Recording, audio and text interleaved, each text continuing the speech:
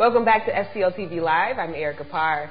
Here with me in the studio is Tommy Horejes and Candace Woodside. Tommy is the Executive Director of D.E.A.F, the Deaf Empowerment Awareness Foundation, and Candace is his interpreter. Yeah, so thank you so much for coming on our show.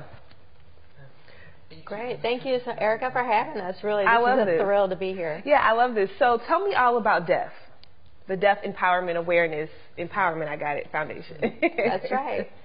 So D.E.A.F Inc. was founded in 2008. It's a nonprofit organization, and our mission is to empower deaf individuals and raise awareness and to bridge that gap between the communication between deaf and hard of hearing and the hearing community. And really, we have many different services. We have American Sign Language class, we have deaf support groups, and we also host different community events, provide training and education for different classes like hospitals, schools, doctors, and understanding the access for need and the communication between deaf and hard of hearing. So tell me, what, as a person who can hear, what is the biggest challenge for deaf people in communicating? Obviously, they can't hear, but right. But what could you teach me about communicating with a deaf person? Well, really, the first thing is really deaf people are like anybody else. We're human. We're very diverse within the community. We come from all different walks of life. There's different economic statuses, gender, race, religion. It's all involved in that community.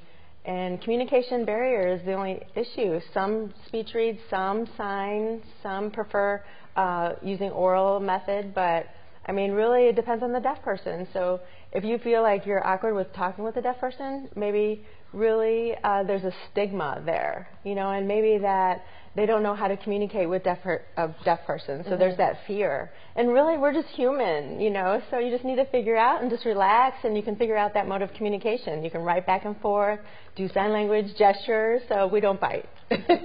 So you told me backstage that a great example was if I woke up in a foreign country. Tell me more about that.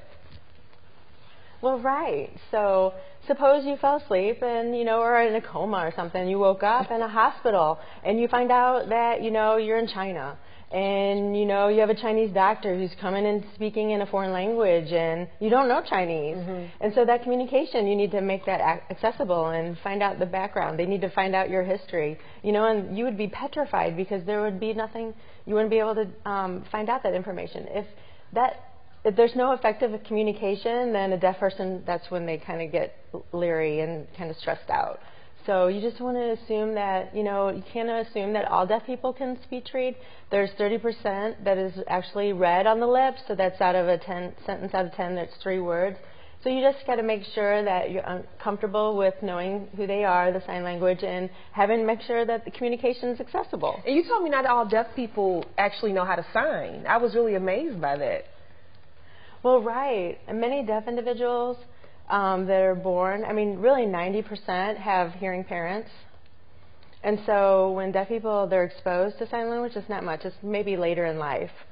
Maybe they meet a deaf person, or maybe they never learned sign language, and then they prefer to speak. Or maybe they were in the war, you told me, or they could have just gotten... Right, exactly, like a late deaf adult. And people who were in war, and they come back, and maybe they lose their hearing, and they find out that there's maybe 1 out of 4, they have a hearing loss. And you know, the younger generation, they love their music with those iPods and iPads, and they crank up the music.